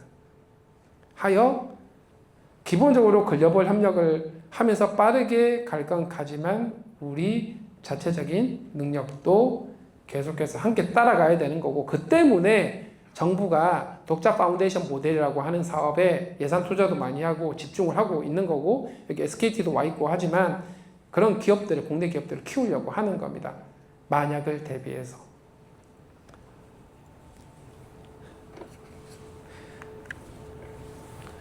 소버린 AI를 제가 2021년부터 주장을 하고 다니긴 했지만 그때보다 훨씬 더 체계적으로 개념이 정립이 된 것 같습니다. 소버린 AI 하면 한국어를 잘 이해하고 한국 문화를 잘 이해하고 사투리를 잘 이해하는 모델로 잘못 이해하시는 분들이 계신데 그게 아니고요. AI라고 하는 게 단순하게 알고리즘 모델만 얘기하는 게 아닙니다. 가장 아래로는 전력부터 시작합니다. 전기 없으면 아무것도 못하는 시대죠. 전력부터 반도체, GPU 같은 AI 연산장치들, 그리고 데이터 센터에 그 데이터 센터를 운영하는 클라우드에 어떤 가치 있는 데이터를 가지고 학습할 거냐. 데이터 없으면 인공지능 만들 수가 없죠. 학습을 시킬 게 없습니다. 그리고 원천 기술들, 소위 말하는 LLM이나 파운데이션을 만드는 원천 기술들, 그리고 걔네들을 에이전트처럼 운영하는 기술들, 그리고 각 산업에 직접 들어가서 산업의 혁신을 일으킬 수 있도록 하는 전체 AX 계층 구조 전체가 AI라고 보셔야 돼요, 이제는. 그리고 저 각각의 계층에서 우리가 어떤 역량을 가지고 있을 거냐인데, 가장 좋은 건 우리가 처음부터 끝까지 다 우리끼리 다 잘하면 좋겠습니다만, 저건 미국도 못합니다. 미국도 히토리 수입해야 되고요. 그리고 엔비디아는 메모리를 만들지 않기 때문에 삼성과 하이닉스로부터 수입을 했었어야 됩니다. 어쨌든 무역을 통해서 진행을 해야 되는 거죠. 하면은 저 전체 공급망 계층에서 우리가 잘하는 것, 그리고 우리가 부족한 것이라면 해외 협력을 통해서, 글로벌 협력을 통해서 확보를 해야 되는데, 그 확보가 종속이 되면 안 되고 우리가 제어할 수 있는, 통제할 수 있는 관계를 가지고 확보 가능해야 된다는 겁니다. 다행스럽게 우리가 사실상 거의 완전 구멍에 해당하는 거는 학습에 사용되는 AI 반도체, 즉 GPU 정도입니다. 우리나라에 있는 많은 AI 반도체들은 다 잘 학습된 공부한 AI를 적용하는 데 쓰는 AI 반도체 기업들은 우리도 꽤 경쟁력이 있어요. 퓨리오사라든가 리벨리온 같은 기업들이 그런 기업들이죠. 그런데 학습은 아직 상당히 많이 뒤쳐져 있고, 그래서 엔비디아가 제공하는 저 GPU 부분은 약간 구멍입니다. 중국은 그 문제를 해결하려고 화웨이가 꽤 많이 발전해 놓은 상황입니다. 우리가 강점을 갖는 건 반도체. 이건 압도적이죠. 세계 1위입니다. 그래서 반도체 부분이 우리의 딜카드가 될 수 있는 거예요. 우리 메모리 반도체 좀 도와줄 테니 너네는 이거 좀 도와줘를 할 수 있게 되는 겁니다. 전력, 네, 우리가 원자력 발전 엄청 세고 최근에 재생에너지 전환 굉장히 빠르게 진행하고 있죠. 그리고 전선, 송전, 배전, 변전 이런 역량 상당히 좋습니다. 원천 기술 같은 경우는 미국, 중국이 너무 잘해서 그렇지 우리나라가 전 세계 3등은 합니다. 이거 스탠포드에서 공인한 능력치입니다. 그리고 우리가 정말 잘하는 게 어쨌든 산업 환경이, 제조 산업 환경이 쫙 깔려 있고 수용성이 좋기 때문에 지금부터 속도를 내서 응용기술 다양한 분야의 AX를 성공적으로 쭉 추진할 수 있으면 우리의 경쟁력이 되는 거고, 또 이미 제조 산업, 많은 제조 산업의 대기업 중심으로는 디지털 전환이 잘 되어 있죠. 이런 것들을 중견 중소기업까지 디지털 전환하는 걸 정부가 그리고 대기업들이 함께 돕는다면 저희는 데이터 부분도 상당히 잘할 수 있습니다. 클라우드도 전 세계 자체 클라우드 기업이 있는 몇 안 되는 나라 중에 하나입니다, 우리가. 그래서 전체 구조로 보면은 우리나라는 우리나라에서만 스스로 무시해서 그렇지 밖에서 보면은 굉장히 경쟁력이 있는 나라로 보고 있고, 그래서 우리나라를 3등에서 5등 사이로 보는 거예요. 앞으로 속도감 있게 정부와 기업과 학계가 원팀으로 얼마만큼 잘 유기적으로 움직이느냐에 따라서 우리는 충분히 치고 나갈 수 있다라는 거고, 말씀드린 것처럼 각 층위별 자체 경쟁력도 최대한 키울 수 있으면서도 우리 스스로 제어 가능하게 글로벌 협력을 할 수 있어야 한다. 그게 AI 시대의 강대국이 되는 진행길, 그리고 그게 소버린 AI가 추구하는 겁니다. 척합이 쌓자라는 얘기가 아니고요. 자, 다음. 이제 언어 한글 얘기를 조금 안 할 수는 없고요. 그럼에도 불구하고 우리 자체적으로 한글 모델의 필요성에 대해서 조금 설명을 드릴 필요가 있는데, 꼭 한글만의 문제가 아니라 각 지역 문화권마다 독특한 모델이 필요한 이유는 이겁니다. 지금 챗GPT 제미나에 보면 한글 엄청 잘하고 사투리도 잘하고 잘하는데, 문제는 관건은 이거예요. 언어라고 하는 거는 지식과 정보의 표현 매체이기도 하지만 역사와 문화, 가치관을 담는 그릇입니다.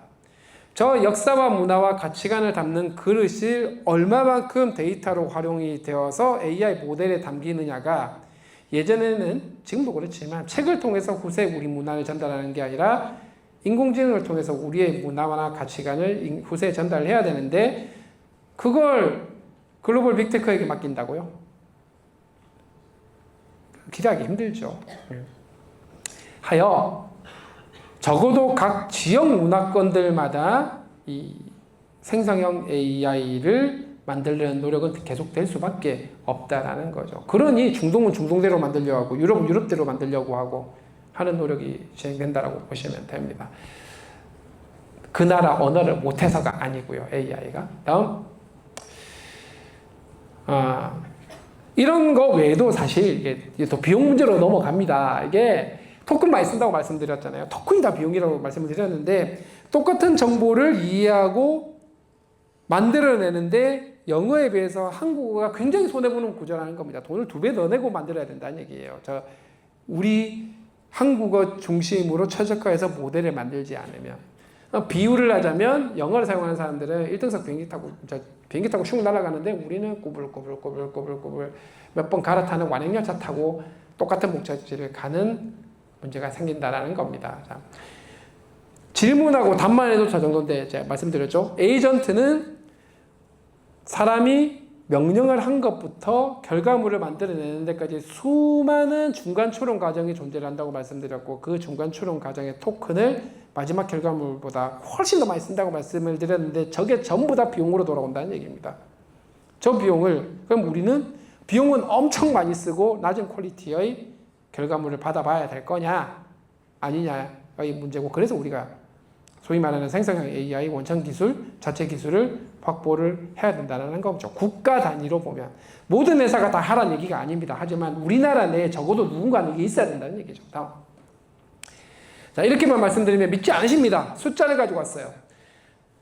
영어 기준입니다. 영어 기준으로 각각이 제공하는 모델들이 얼마만큼 토큰 대비 비용 효율이 좋은가입니다. 숫자가 낮을수록 좋은 거예요.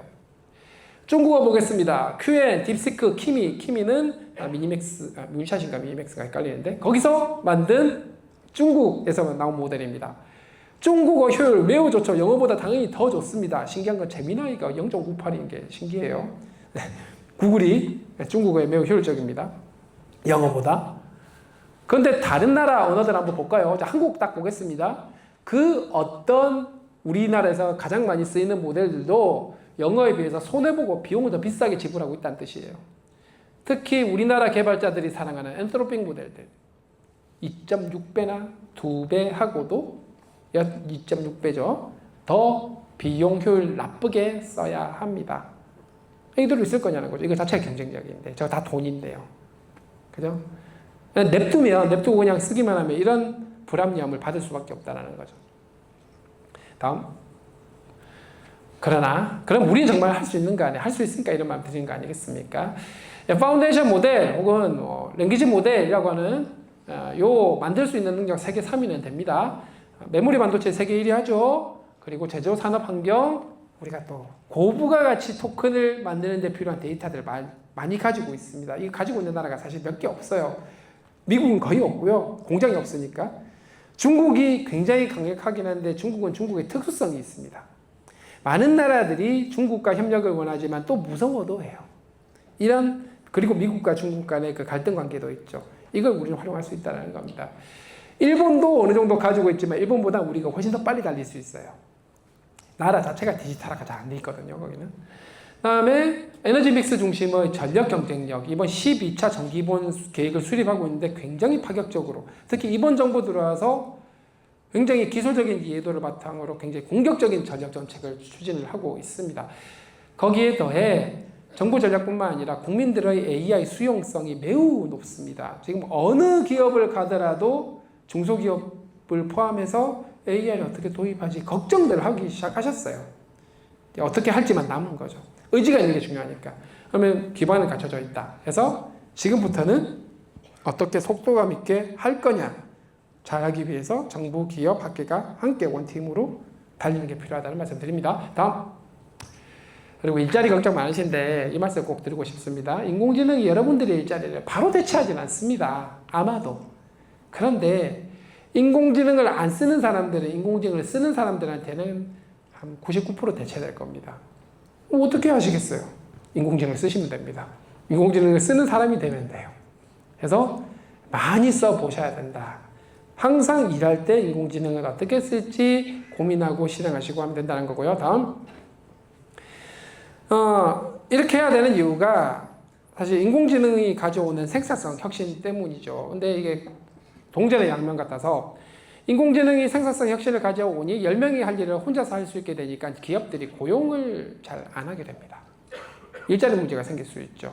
실제로 몇몇 산업 분야에서 그런 일이 일어나고 있습니다. 특히 소프트웨어 개발 쪽.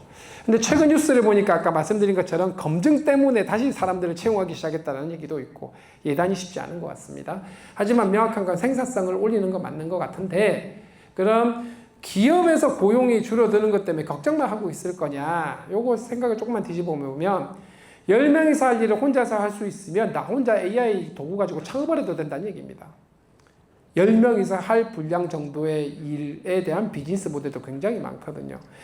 그러면 어떤 산업이든 어떤 타겟 마켓이든 간에 항상 롱테일 생태계가 존재하는데 기존에 있는 기업들은 저 롱테일 생태계에 관심이 별로 없어요. 투자 대비 마진이 별로 안 나오니까. 하지만 1인 창업, 소수 창업은 저 롱테일에 있는 작은 규모지만 알짜배기 시장을 타겟을 해도 된다는 얘기입니다. 굉장히 많은 기회가 있고 그걸 AI 도구를 잘만 쓰면 혹은 AI 직원을 고용을 하면은 얼마든지 빠르고 유연하게 할 수 있다는 얘기예요. 제 주위에도 인공지능을 직원으로 불리는 솔로프리너라고 불리는 분들이 굉장히 많고 꽤 잘 사업을 하고 계십니다.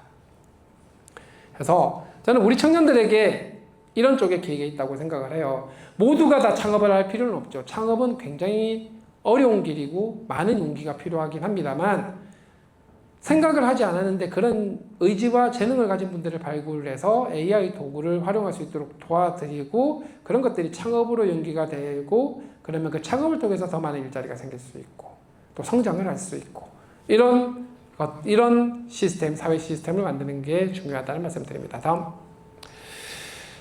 그리고 이 토큰 경제학에서 또 다른 관점이 이런 건데요. 자, 우리나라가 정말 새로운 성장 엔진 그리고 토큰 공장 중심으로 토커노믹스로 가려면 지금부터 준비를 해야 되는 게 있는데 그게 3대 메가 프로젝트랑 이렇게 연결이 된다입니다. 3대 메가 프로젝트가 반도체 AI 데이터 센터 피지컬 AI일 텐데 얘네들이 토큰 공장의 핵심 설비 혹은 원재료 역할을 합니다. 거기에 더해서 아까 말씀드린 것처럼 똑같은 공장이지만 효율을 높일 수 있는 소프트웨어적인 최적화 기술들, 저 기술들을 더 경쟁력 강화를 하기 위해서 기업도 정부도 육성을 하고 투자를 해야 된다는 겁니다. 저쪽 기술 스타트업들을. 거기에 더해 자 우리가 물건을 수출을 하면 배 태우고 수출을 하거나 비행기 태우고 수출을 하죠. 물건이니까. 지능 토큰들은 뭘로 수출을 하느냐? 해저 광 케이블로 수출을 해야 돼요. 근데 지금 우리나라 광 케이블 상황이 진짜 취약합니다. 일본으로 가는 건 몇 가닥 있고 태평양 건너가는 건 하나도 없어요. 직접 건너가는 건. 하여 18기가와트 AI 데이터 센터로 우리가 주도적으로 토큰 공장을 만들겠다고 생각하면 고속도로부터 닦아야 될 거 아닙니까? 그게 해저 광 케이블입니다. 다행스럽게 우리나라 통신사들이 저기에 투자를 하겠다라는 강력한 의지를 보이고 있어요. 비즈니스 모델이 나온다는 얘기죠. 육양국이 현재 부산 앞바다 중심에 있는데 경우에 따라서는 울산 앞으로도 할 수도 있겠죠. 그리고 아세안 쪽으로도 동남아시아 쪽으로도 수출해야 되니까 그러면은 서해안 쪽으로도 유양국을 또 만들어야 되겠죠. 이것도 함께 봐야 된다는 얘기입니다. 그래서 우리는 이번 3대 메가 프로젝트는 고부가가치 지능 토큰 생산 수출국 혹은 지능 수출국으로 가기 위한 출발점이자 근간이다. 이런 관점에서 봐야 한다는 거고요. 투자할 만하죠. 이렇게 되니까. 다음. 그리고 이 토큰이라고 하는 게 뭐 이렇게 활용을 해서 어떤 공장에 피지컬 AI 전환하고 이렇게 볼 수도 있지만 조금 바꾸면 토큰 자체가 투자 대상이 될 수도 있다는 얘기입니다. 지능 자체가 가치가 있잖아요. 그리고 저 토큰 공장이라고 하는 게 워낙 많은 자본이 들어가니 아예 저 토큰 공장 혹은 토큰 자체를 투자 상품으로 만드는 여러 가지 노력들을 할 수도 있겠다라는 겁니다. 물론 제도적으로 풀어야 될 게 되게 많아요. 예를 들면 데이터의 권리라든가 수익권을 어떻게 가져갈지, 그 다음에 전력 사용권을 어떻게 가져갈지 이런 것들은 사실 제도 설계를 지금부터 해놔야 하는데 여기에 대해 대규모 투자를 국민 참여형 성장펀드 같은 것들이 될 수도 있고 청년 세대들에게 이런 토큰 공장에 대한 지분을 투자를 하게 하거나 나눠주게 하거나 이런 것들을 막 설계를 해볼 수가 있어요. 토큰 공장 혹은 토큰 팩토리 혹은 지능 토큰 산업이 그렇게 발전할 수 있는 산업이라면 그 발전을 전 국민이 함께 투자할 수 있는 기회도 주고 나눠줄 수 있는 새로운 금융 상품화도 제도적으로 한번 고민을 해볼 때가 됐다는 얘기입니다. 그래서 제가 토크노믹스라는 용어를 쓰는 이유가 사실은 이것 때문이에요. 자, 다음. 이제 우리 동네로 좀 와봐야 되겠죠. 그러면은 많은 분들이 이렇게 얘기하십니다. 와, 이거 서남권만 밀어주는 거 아니냐라고 생각하실 수 있는데 첫 번째, 우리나라는 미국의 뉴욕주보다 작고 캘리포니아보다 작습니다. 지역 나누는 게 사실 아무 의미가 없어요. 우리나라 내에 얼마만큼의 성장 엔진이 있느냐가 중요하고 그리고 대부분의 기업 세수는 국세로 들어갑니다. 법인세가. 그런 측면에서 다시 나눌 수 있는 구조 이런 것도 판단을 좀 고려를 하셔야 되고요. 좀 더 직접적으로 불경 영남권을 발표를 지난주 금요일에 하셨는데 그 내용과 울산을 조금 연결을 시켜보면 영남권에 312조 원 투자를 하고 데이터 센터나 피지컬 AI 그리고 우주항공 서부 경남은 사천 중심으로 우주항공이 세죠. 그 외에 전력 반도체 그리고 SMR 원전 이런 것들이 있는데 이런 부분들이 결국 울산이 가고자 하는 AX의 근간이 되는 기술들이라는 겁니다. 데이터 센터는 울산에 이미 짓고 있고 피지컬 AI의 많은 원철 기술들은 울산에 있는 강력한 제조 산업들을 한 단계 도약하게 할 수 있는 원동력이 될 수 있고 이런 부분들을 울산에 있는 많은 기본적인 어떤 산업 시너지를 어떻게 내게 할 것인가 아까 시장님 말씀하신 것처럼 이런 고민을 하면 된다는 겁니다. 왜 저기만 예산이 많이 갔냐? 고민할 게 아니라 저기서 만들어내는 걸 우리가 어떻게 레버리지 하지 고민을 하면 된다는 얘기죠. 자, 다음. 자, 그리고 이 고민을 해야 되는 게 또 이게 있습니다. AI 시대에 굉장히 큰 성장 기회가 있는 거는 대부분 동의를 하시는데 문제는 이 성장이 K자형 성장이라는 겁니다. 3대 메가 프로젝트도 그렇고 AI 산업도 그렇고 반도체나 에너지, AI 인프라 그리고 생산성 혁신을 통한 기업들 중심으로 성장하는 건 좋은데 이 성장의 과실이 잘못했다가는 소수 중심으로 흘러가게 된다는 거죠. 하여 K자 성장에서 아래쪽으로 내려가는 이분들을 우리 이해관계자들을 어떻게 함께 관리를 할 거냐, 함께 양극화를 줄이면서 함께 성장할 거냐 하는 부분들은 결국 AI를 통해서 만들어지는 새로운 부가가치, 성장의 과실들, 이윤들이 초과세수로 돌아오게 될 텐데 그 초과세수를 또 다른 성장 동력인 미래기술산업 여기 있는 항목들처럼 있고 두 번째는 우리의 미래 세대, 청년 세대들이 성장할 수 있는 기회를 제공을 해야 된다는 겁니다. 이 초과세수를 가지고 아직 AI 생산성 혁신을 통해서 가장 손해를 보는 게 우리 청년 세대들이거든요. 각 산업 분야에 도메인 지식이 있고 경험이 있는 분들은 AI 도구를 통해서 굉장히 많은 기회가 있을 수 있지만 청년들은 이런 경험을 쌓을 기회가 별로 없었기 때문에 이분은 대학도 고민을 해야 되지만 정부도 함께 고민을 해야 되고 이 청년들이 어떻게 성장을 할 수 있을지를 이런 세수를 가지고 제공을 해야 되는 거죠. 그래서 그게 교육훈련비, 프로젝트에 대한 예산 혹은 바우처에 대한 예산, 창업을 위해서 지원해 주는 거 그리고 창업을 위한 제도적 안전장치들, 그 다음에 주거, 이동 이런 부분들도 청년 중심으로 초과세수를 활용을 해서 청년들이 얼마든지 도전하고 성장할 수 있는 기회를 만드는 거를 중앙정부와 지방정부가 함께 하는 거고요. 또 상당히 많은 세수를 수도권 1극 체제로 되어 있었던 걸 지방 중심 성장 혹은 지방 균형 성장을 하도록 또 활용을 하는 형태로 해야 고질적인 문제를 해결할 수 있다라고 저는 생각을 합니다. 그리고 중앙정부도 비슷하게 생각을 하시는 것 같아요. 다음 울산 얘기로 넘어가겠습니다. 자, 지금부터는 저희 내피셜입니다. 물론 조사를 좀 하긴 했습니다만 자, 울산의 주요 산업 구조 그리고 소프트웨어 한번 보겠습니다. 이 소프트웨어를 넣은 이유는 사람들이 여기서 행복하게 살기 위해서는 산업 일자리만큼 중요한 게 소프트파워예요. 행복하게라는 이유, 이 키워드를 만족하려면 이미 울산의 핵심 산업이 자동차, 조선, 석유화학 에너지, 2차전지, 항만물류를 가지고 있습니다. 여기서의 AX를 통해서 대제도약을 하면 훨씬 더 좋은 일자리, 부가가치 높은 일자리가 만들어지는 건 당연하고 그런데 이분들이 일을 하면서 살면서 조금 더 행복한 삶을 살기 위해서 필요한 게 관광, 여행 관광이 같은 거죠. 그리고 문화생활, 의료, 교육 이런 것들일 텐데 일단 가지고 있는 자산들이 꽤 울산이 괜찮다. 그럼 얘네들의 로컬 콘텐츠 산업을 어떻게 잘 만들 거냐. 그리고 얘가 잘 만들어지면 산업도시를 넘어서 정주 여건이 좋아지는 루프로 갈 수 있습니다. 다음. 그래서 일단 주력산업의 AX 전환부터 보자면 이 부분은 저보다 여기 계신 분들이 훨씬 더 잘 아실 거라고 생각을 합니다. 핵심은 제조 현장에 있는 데이터들 축적을 잘하고 활용을 잘할 수 있도록 하는 규제, 혁신, 관련된 그래서 내가 규제 프리 이런 말씀도 하셨던 것 같고 이런 부분들을 지방정부와 중앙정부가 함께 굉장히 속도감 있게 추진하는 게 중요하다라는 말씀을 드리고요. 다음. 그리고 중소기업 AX 지원이 중요한 게 제가 만났을 때 대부분의 대기업 임원분들은 AI 전환 관련된 책임자분들이 이렇게 말씀을 하십니다. 저희 회사는 저희 생존을 위해서 투자도 많이 하고 준비도 많이 하고 괜찮은데 공급망 차원에서 보면 저희의 파트너 기업들의 디지털 전환, AI 전환 속도가 저희가 다 도와드리기 힘들기 때문에 이분들을 제발 좀 도와주셨으면 좋겠습니다. 정부는. 거기서 원가, 코스트가 떨어져야 전체 코스트 집합이 대기업에서 효과를 볼 수 있게 되기 때문이죠. 그래서 대기업에서 했던 많은 AX 경험들을 중소중견기업들에게 전달하는 건 당연히 할 건데 정부에서도 이런 노력들을 해주셨으면 좋겠다는 얘기를 굉장히 많이 하시고 그런 측면에서 우리가 함께 챙겨야 되는 것들이 오늘도 TP에서도 오셨지만 TP라든가 그다음에 울산지능산업정보원인가요? 우이파라고 하나요? 그런 쪽에서도 많이 해주셔야 되고 그리고 대학에서의 역할도 매우 중요하죠.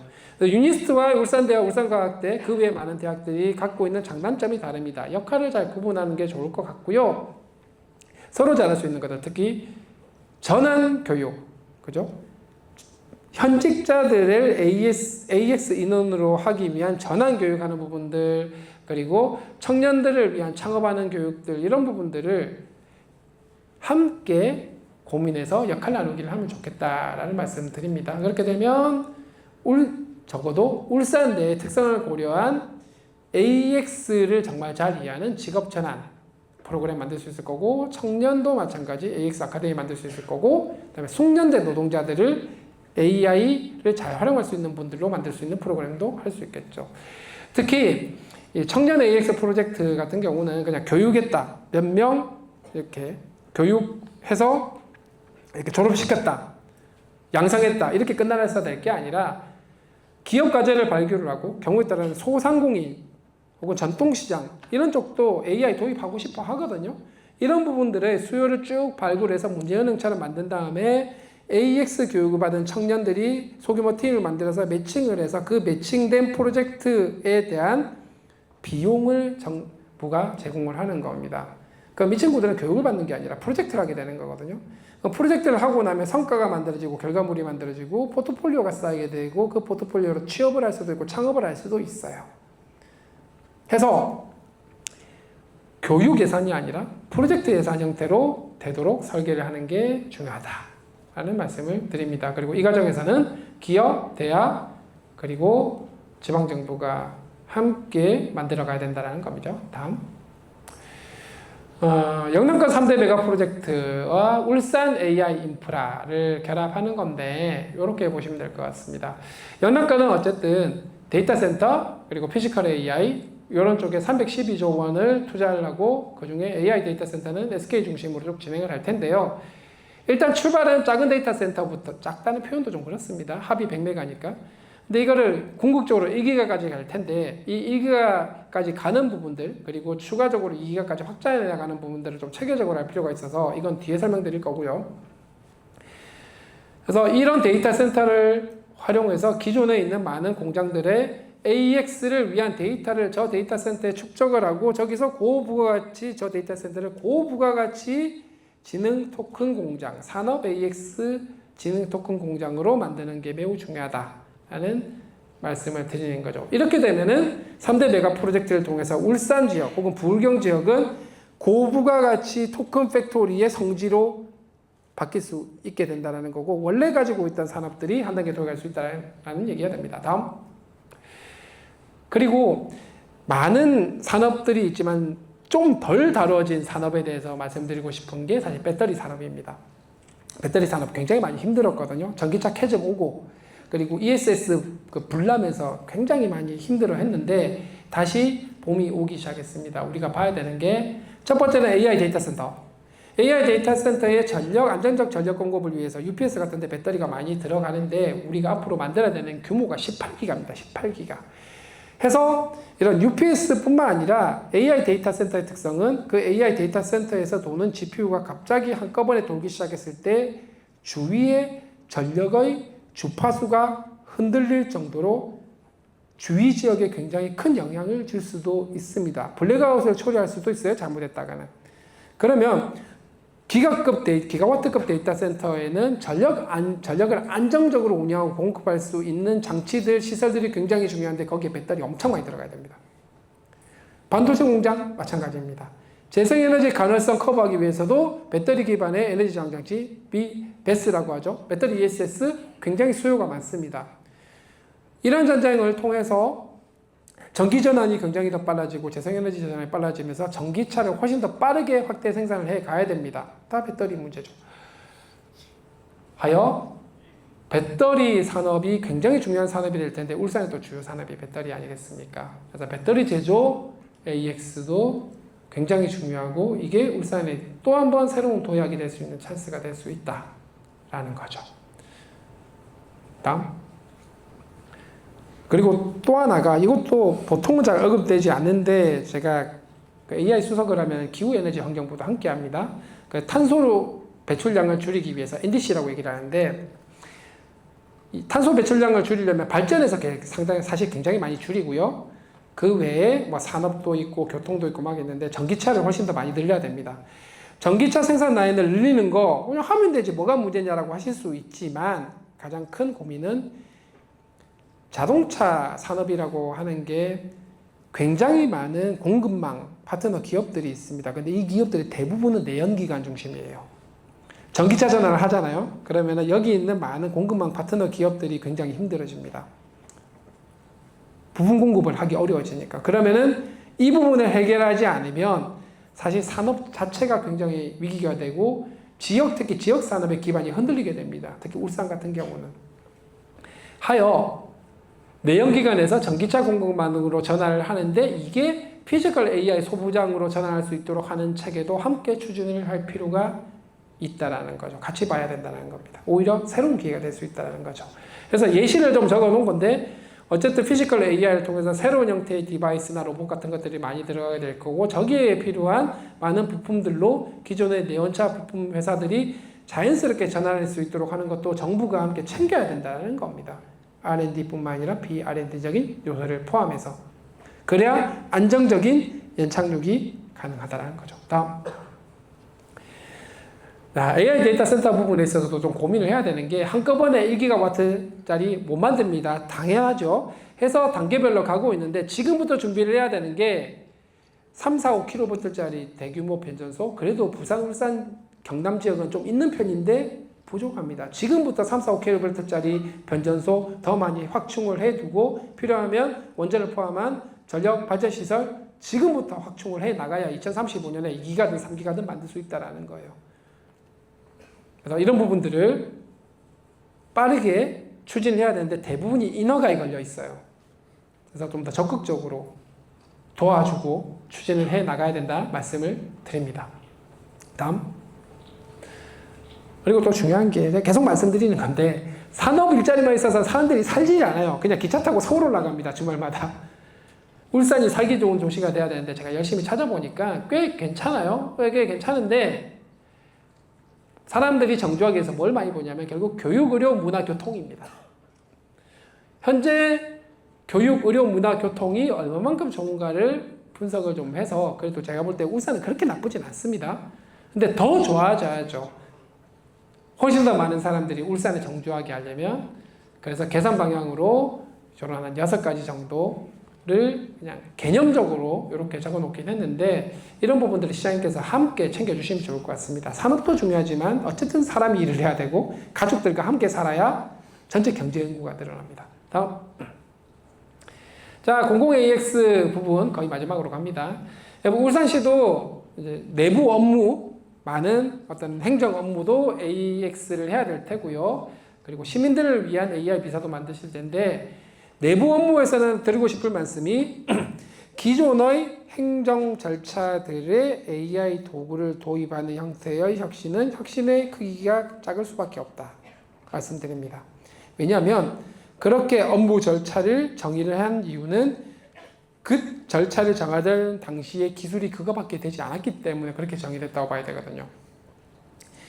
대표적인 게 이런 거죠. 이건 울산만의 얘기가 아닙니다. 저는 지금 현 시점에서 가장 쓸데없는데 존재해서 귀찮게 만드는 게 인감증명서. 인감증명서가 존재하는 이유는 이 사람이 그 사람인지 확인하는 거지 않습니까? 뭐 예전에는 필요했을 수 있겠죠. 인감도장 가지고 그 인감도장을 들고 있으면 뭐 이렇게. 요즘은 지문도 있고 뭐 얼마나 잘 됩니까? 근데 왜 도대체 인감증명서를 제출해야 되냐 이거죠. 그냥 관성이에요, 관성. 진정한 공공 AX 혹은 공공혁신은 이런 거 없애는 것부터입니다. 그죠? 또 단적인 예가 우리가 이사를 가려면 많은 서류들을 떼봐서 제출을 해야 되는데 그걸 하기 위해서 동사무소 갔다가 어디 갔다가 많이 합니다. 근데 생각을 해보면 대부분의 그 데이터 정부 어딘가에 다 있습니다. 개인 인증해가지고 연결만 하면 끝나요. 근데 왜 그걸 동사무소 가서 떼가지고 제출하고 이렇게 해야 되냐는 거죠. 절차를 다시 정의할 생각 없이 AI만 도입하면 한계가 있다는 겁니다. 네이버 챗봇이나 카카오톡 가지고 주민등록증 뗄 수 있어요. 챗봇으로 얘기하면 주민등록 떼줍니다. 요즘은 어디로 보내줘 하면 그 주민등록증 PDF 파일을 보내주기까지 하는데 생각해보면 왜 그걸 그렇게 하냐고요. 버튼 한 번 누르면 다 할 수 있는 건데 법이 그렇게 돼 있기 때문에 제도가 그렇게 돼 있기 때문인 거잖아요. 해서 공공 AX에서의 핵심은 저 절차가 굳이 꼭 저렇게 정의해야 되나부터 출발해야 됩니다. 지금 기술로 할 수 있는 거면 그 절차부터 싹 바꿀 생각을 해야 되는 거죠. 그런 것들을 많이 발굴하고 체감 효과가 큰 것부터 작게부터 먼저 실행을 하는 게 중요하다는 말씀드리고 시민들을 위한 AI 비서도 비슷해서 시민분들이 공무원분들이 이것부터 할까요? 보다 시민분들이 원하는 수요조사부터 해서 그것부터 출발을 먼저 하는 게 중요하다. 한꺼번에 다 통합 플랫폼 만들기보다는 통합 플랫폼 출발은 데이터 형식, 인터페이스 정도만 먼저 맞춰놓고 나머지는 먼저 할 수 있는 것부터 빠르게 실천하는 게 중요하다는 말씀 드립니다. 다음. 학부모님들 많이 계시죠? 걱정 많이 되십니다. 세상이 이런데 우리 아이들 어떻게 해야 되나. 한 8가지 정도가 중요한데 제가 강조드리고 싶은 건 질문력, 즉 인공지능에게 일을 시키는 능력입니다. 소위 말해서 프롬프트라고 하기도 하고 그러죠. 결국은 얼마만큼 인공지능이 잘 일을 하게끔 질문을 잘하느냐. 물론 이런 방법도 있습니다. 일단 무작위로 시키고 마음에 안 들어 다시 해도 되긴 합니다만 그러면 토큰을 너무 많이 씁니다. 시간도 너무 오래 걸려요. 비효율적이죠. 그래서 질문을 잘하는 능력, 그리고 인공지능이 뭔가 결과물을 들고 왔는데 이걸 똑바로 만든 건지 아닌지, 거짓말이 있는지 없는지 스스로 평가하고 판단할 수 있는 능력, 그 다음에 이게 인공지능 시켜보면 요즘은 저는 딱 보면 인공지능이 쓴 건지 아닌지 대충 감이 오거든요. 아마 그러실 거예요. 그만큼 이게 다양성이 줄어든다는 얘기고 좀 다양한 관점에서 새로운 의견을 제시하고 새로운 솔루션을 제시하고 할 수 있어야 더 나은 어떤 결과물을 만들 수 있을 텐데 그건 이제 창의력의 영역입니다. 근데 저 세계는 책으로 배울 수 있는 게 아니에요. 어떤 분야건 그 분야에서 그게 수학이든 물리든 화학이든 프로그래밍이든 뭐 금융이든 어떤 분야에서든 그 분야에서의 경험과 지식이 쌓여야 저 3가지가 가능해집니다. 모르면 질문 일도 잘 못 시켜요. 일도 시켜본 사람이 잘 시키잖아요. 고기부도 먹어본 사람들이 잘 먹는 거고. 그러면 우리 아이들은 본인이 정말 좋아하고 하고 싶어하는 분야에 제대로 공부를 하고 경험을 쌓을 수 있도록 해야 한다는 겁니다. 그걸 해야 질문력, 판단력, 창의력이 다 생긴다는 얘기죠. 그래서 우리 아이를 컴퓨터공학과에 보내야 될까요? 인공지능을 공부시켜야 될까요? 그런 고민을 하실 게 아니라 진짜 좋아하고 하고 싶어 하는 거에 집중해서 잘할 수 있도록 하고 그리고 그게 뭐든 그 분야가 뭐든 상관없이 인공지능이랑은 같이 일을 해야 된다라는 거를 가르칠 필요가 있고요. 그리고 마지막에 적극성인데 그래서 이런 것들은 인공지능을 계속 써보면서 그리고 자기가 원하는 분야의 일을 계속 해보면서 해야지 늘어나는 건데 이거를 두려워서 하지 않고 가만히 있으면 아무것도 되지 않는다. 그래서 적극성이 중요하다는 말씀 드립니다. 아이들에게 이런 것들이 중요하다는 말씀을 주시면 좋을 것 같고요. 그래서 AI 시대의 핵심 인재는 정답 달달 외우는 게 아니라 스스로 질문하고 판단하고 적극적으로 도전할 수 있도록 넘기겠습니다. 학교에서도 부모님들도 챙겨줘야 된다는 겁니다. 칭찬도 질문에 대해서 칭찬을 하고 시도에 대해서 칭찬을 해야 되고 글을 잘 썼는지 못 썼는지 판단을 하기 위해서 독서랑 글쓰기 말하기 기본은 할 수 있어야 된다라는 거죠. 학교에서도 기본적으로 초중고등학교 얘기입니다. 이런 얘기를 적어놨는데 이제 대학에서 많이 오셨으니까 저는 대학의 커리큘럼 자체를 이제는 완전히 바꿔야 되지 않나 생각을 합니다. 그래서 전공 교과목이 있고 그 교과목에 대한 컨텐츠를 배우고 뭐 시험을 치고 이제 인공지능이 더 잘할 것 같아요. 그냥 그런 것들은. 그래서 아예 처음부터 기업이랑 약간 어떤 임시란 표현 좀 그런데 계약학과는 좀 다를 수 있는데 기업과 함께하는 대학 같은 걸 만들어서 거기서 계속해서 프로젝트를 돌리는 거예요. 기업이 풀어야 되는 프로젝트를 계속 돌리면서 학점을 계속 이수하도록. 그래서 1년에 회사 가 있고 1년은 학교에서 기본기 교육하고 하는 이런 프로그램을 처음부터 설계를 해가지고 아이들이 계속 필드에서 문제를 발굴하고 정의하고 문제 해결 방법을 찾고 제대로 했는지 안 했는지 판단할 수 있도록 하는 거를 현직자들이랑 같이 하도록 하는 그런 거를 최대한 빨리 만들어서 운영을 하는 게 필요하다. 그리고 그런 프로그램들은 학점도 많이 주시고 창업 한번 하면 한 20억대 그냥 통으로 주고 이렇게 바꿔야 되지 않나? 라는 생각을 해봤습니다. 네, 여기까지고요. 질문 받겠습니다. 감사합니다.